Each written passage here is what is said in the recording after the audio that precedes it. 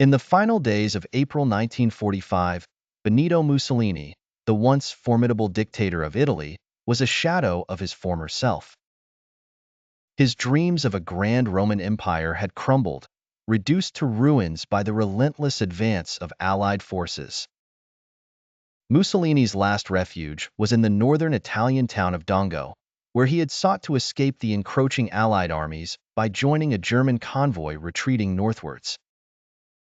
Accompanied by his mistress, Claretta Petacci, and a handful of die-hard fascists, Mussolini hoped to find sanctuary in Switzerland. The road to Dongo was treacherous. Mussolini and his entourage traveled under the cover of darkness to avoid detection.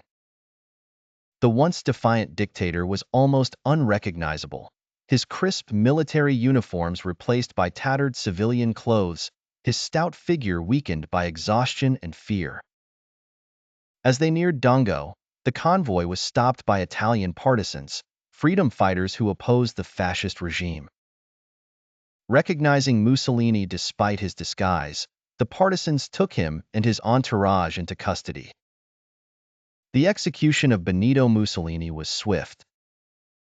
On the morning of April 28, 1945, he and Petacci were lined up against a stone wall in the small village of Mezzegra and shot by a firing squad.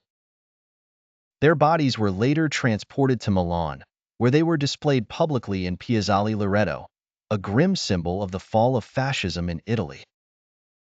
The piazza, once a bustling center of Milanese life, was now a hub of chaos and jubilation as civilians gathered to see the end of the man who had brought so much suffering to their country. Mussolini's last days were marked by a haunting irony. The man who had once declared himself Il Duce, the undisputed leader of Italy, was now a fugitive, hunted, and desperate.